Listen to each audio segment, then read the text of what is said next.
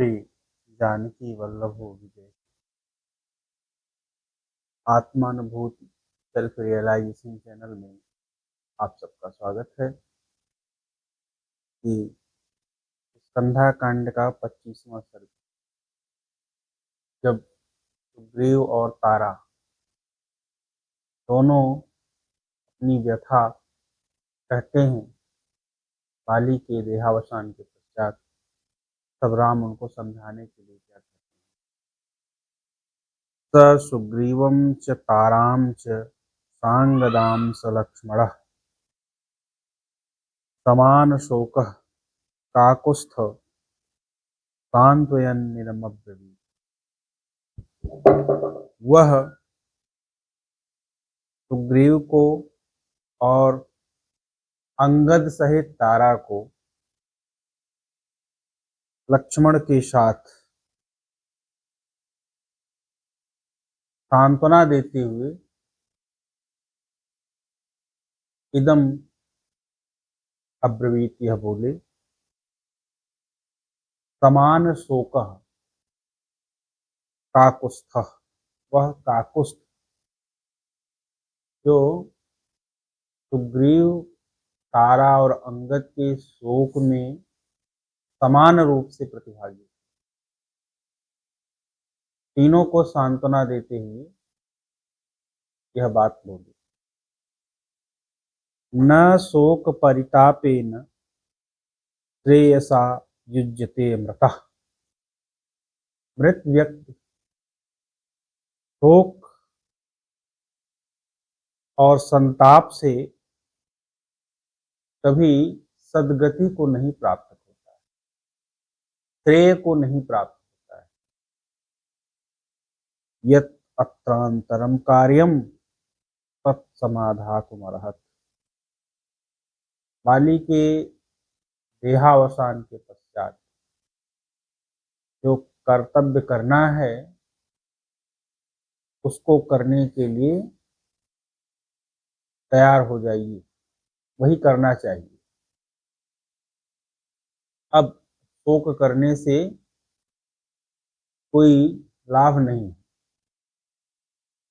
लोकवृत्तम अनुष्ठेयम कृतम वो वास्तव मोक्षणम। आप लोग आंसू बहा चुके, अब जो लोकवृत्त, जो लोकाचरण जो किया जाना है उसको करना चाहिए, क्योंकि न कालाद उत्तरम किंचित कर्म सत्यम उपासितुम। समय के पश्चात कोई करणीय कर्म नहीं किया जा सकता। अर्थात अगर समय बीत जाता है उसके बाद कोई करणीय कर्म होता है तो उसका कोई अर्थ नहीं होता, उसका कोई फल नहीं होता। नियति से समझाने के लिए कहते हैं, नियति ही कारणम लोके नियति ही कर्म साधन। इस संसार में जितने भी कार्य होते हैं, घटनाएं होती हैं, सबका कारण नियति है। नियति माने काल। नियति ही कर्म साधनम, और काल ही समस्त कर्मों का साधन है। नियति ही सर्वभूता नाम नियोगेषु ही कारणम, और सभी प्राणियों को निश्चित कर्म में लगाता है, नियति ही लगाता है, काल ही खींच ले जाता है, वही सबका प्रवर्तक। न कर्ता कश्चित कश्चिन। पुरुष व्यक्ति स्वतंत्र रूप से किसी कार्य को नहीं कर सकता जबकि नियति न हो। नियोगे नापिचेश्वर, और कोई पुरुष किसी को किसी कर्तव्य में, कर्म में नहीं लगा सकता जबकि काल न हो, नियति न हो। स्वभावे वर्तते लोकस तस्य कालः परायणम। यह लोक स्वभाव में वर्त रहा है, और तस्य कालः परायणम, और उस स्वभाव का आधार काल है। यहाँ पर वही बात आ जाती है कि जो जीवन जीता है, जो मरता है और जो मारता है, ये सारे पदार्थ अपने स्वभाव के अनुसार आचरण करते हैं। स्वभाव का मतलब सत्व रज तम, जो गुण है उनके आधार पर नष्ट होते हैं, उत्पन्न होते हैं। लेकिन व्यक्ति इसका आरोप अपने में कर लेता है कि मैं मारता हूँ, मैं बचाता हूँ, मैं उत्पन्न करता हूँ। वस्तुतः ये स्वभाववश अर्थात सत्व रज तम इस गुण के वश उत्पन्न होते हैं और नष्ट होते हैं। उसमें समय कारण होता है, का आधार समय है, काल है। लेकिन मनुष्य अपने आप में आरोप कर लेता है तो मैं उत्पन्न करता हूँ, मैं रक्षा करता हूँ, मैं नष्ट करता हूँ। न कालः कालमत्तीति, काल भी अपनी बनाई हुई व्यवस्था का कभी भी उल्लंघन नहीं करता है। न कालः कालम अत्येति, नियति स्वयं ही या विधि स्वयं ही अपनी बनाई हुई व्यवस्था का कभी भी उल्लंघन नहीं करती है। न कालः परिहीयते, और वह कभी क्षीण नहीं होता है। स्वभावं च समासाद्य न कश्चित् अधिवर्तते, और स्वभाव को प्राप्त करके उसका कोई उल्लंघन नहीं कर सकता, नहीं करता है। अर्थात सब कुछ जो संसार में जो घटनाएं घटित होती हैं वो गुण और काल के आधार पर घटित होती हैं। मनुष्य कभी भी उनका उल्लंघन नहीं कर सकते। न कालस्यास्ति बंधुत्वं न हेतुर्न पराक्रमः, न मित्र ज्ञाति संबंधः कारणं नात्मनो वशः। इस काल का कोई बंधु नहीं, कोई मित्र ज्ञात संबंध बंधुत्व न, ये कोई, ये काल जो है वो किसी का बंधु नहीं है, किसी का भाईचारा नहीं मानता। न हेतुर न पराक्रम, इस पर किसी का पराक्रम नहीं चलता है, इसको कोई पलट नहीं सकता, बदल नहीं सकता। न मित्र ज्ञाति संबंध कारणम नात्मनो वशः, और ये काल जो है ये किसी जीव के वश में नहीं। किंतु काल परिणामो द्रष्टव्य साधु पश्यता, लेकिन जो साधु पश्यता, जो साधुदर्शी विवेकी पुरुष हैं, उनको किंतु काल परिणामो द्रष्टव्य, जो सब कुछ घटित होता है संसार में प्रिय या अप्रिय, उनको काल का परिणाम समझना चाहिए। अर्थात किसी व्यक्ति को दोष नहीं देना चाहिए। धर्मश्चार्थस्य कामस्य काल क्रम समाहिता, धर्म अर्थ और काम ये तीनों काल के क्रम से ही प्राप्त होते हैं।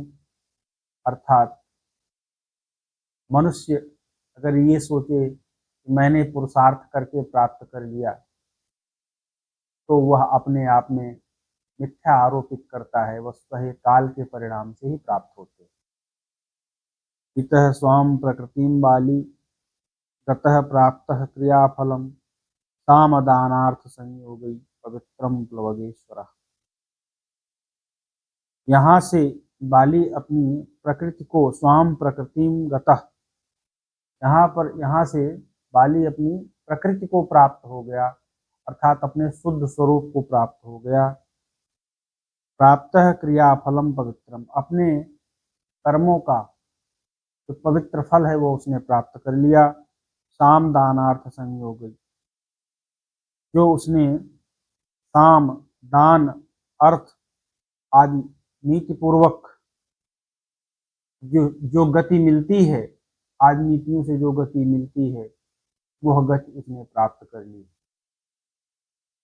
स्वधर्मस्य संयोगाज्जितस्तेन महात्मना स्वर्गः परिगृहीतस्य प्राणान् अपरिरक्षिता। अपने धर्म के संयोग से उस महात्मा ने जिस स्वर्ग पर विजय पाई थी, उसी को युद्ध में प्राणान अपरिरक्षिता, अपने प्राणों की रक्षा न करते हुए भी उसने उसी स्वर्ग को पुनः प्राप्त कर लिया है। अर्थात जो युद्ध में वीरता पूर्वक लड़ते हैं, वीर गति को प्राप्त होते हैं, उन्हें स्वर्ग प्राप्त होता है। ऐसा वही नीति श्रेष्ठा याम गतो हरियुत्थ, यही सर्वश्रेष्ठ गति है जिस पर वानरों के राजा बाली गए हैं। तदलम परितापेन प्राप्त कालम उपास्यताम, इसलिए अब संताप करने से कोई फायदा नहीं है। जो अब सामने करना है, करनी कर्तव्य है, अर्थात उसके अंतिम संस्कार की जो विधि करनी है, उसको करना चाहिए। वचनान्ते तो रामस्य लक्ष्मण परिवीरः अवदत् प्रवसितम वाक्यम सुग्रीवम गच्छेत्सम। जब राम इस प्रकार कह लेते हैं, उसके बाद शत्रुओं के हंता लक्ष्मण बड़े विनम्र स्वर में चेतना रहित सुग्रीव से, जो सुग्रीव शोक से चेतना रहित हो गए हैं, उनसे कहते हैं पूर्व तुम अस्य सुग्रीव प्रेत कार्यमनंतरम तारांगदाभ्याम सहितो बालिनो दहनम। अब हे सुग्रीव, बाली के दाह संस्कार के लिए जो कुछ करना है, जो प्रेत्य कार्य करना है, वह तारा और अंगद के साथ मिलकर के समाज्ञापय काष्ठानि शुष्कानि बहूनि च चंदनानि च दिव्यानि वाली संस्कार कारणात्। इनके दाह संस्कार के लिए जो चंदन आदि जो दिव्य काष्ठ ले आए जाने हैं, उन काष्ठ को मंगवाइए। समाश्वासे दीनम तम अंगदम दीन चेतसम, हे अंगद, तुम स्वयं अंगद को सांत्वना दो, जो इसमें दीन चित्त वाला हो गया है। माँ भोर बालिस बुद्धिस्तम, तुम खुद बाल बुद्धि मत हो जाओ, क्योंकि तदधीनम इदम पुरम, तुम्हारे ही अधीन यह स्कंधापुरी है। अगर तुम ही धैर्य खो दोगे तो फिर ये वानर किसके सहारे जीवित रहेंगे। अंगदस्तु आनयन माल्यम विविधानि वस्त्राणि विविधानि च घृतम तैलम मुथो गंधान यच्चात्र समनंतरम। अंगद ने माला, वस्त्र और विभिन्न प्रकार के वस्त्र, घृत, तैल और गंध, ये सब जो वस्तुएं थी, उनको तुरंत अंगद ले आए। त्वम तार से विकाम शीघ्रम आदाय आगच्छ संभ्रमात् परागुणवती युक्ता यस्मिन काले विशेषता। और ये तार, तुम जाकर के शीघ्र एक शिविका ले आओ और शीघ्र ही ले आओ। ऐसे अवसर पर वही उसकी आवश्यकता है, क्योंकि उसी में बाली का शरीर रखा जाएगा, जिसको शिविका में रख करके, पालकी में रख करके ले जाया जाएगा। सज्जी भवंत प्लवगा शिविका वाहनोचिता समर्था बलनश्चैव निर्हरिष्यन्ति बालिनम। और ऐसे बलशाली वानर तैयार हो जाए जो उस शिविका को ढोएंगे, इस पर बाली का ये शरीर, पार्थिव शरीर रखा जाएगा। एवं मुक्ता तो सुग्रीवम सुमित्रानंदवर्धन, इस प्रकार सुग्रीव को कह करके सुमित्रा के आनंद को बढ़ाने वाले लक्ष्मण पस्थो भ्रातृ पस्थो रहा अपने भाई के पास जाकर के, अर्थात श्री राम के पास जाकर के प्रकार से लक्ष्मण ने अपनी बात कही। राम ने सुग्रीव को, तारा को, अंगद को समझाया। पहला भाग है 25वें सर्ग का। अगला भाग हम दूसरे भाग में कहेंगे। धन्यवाद।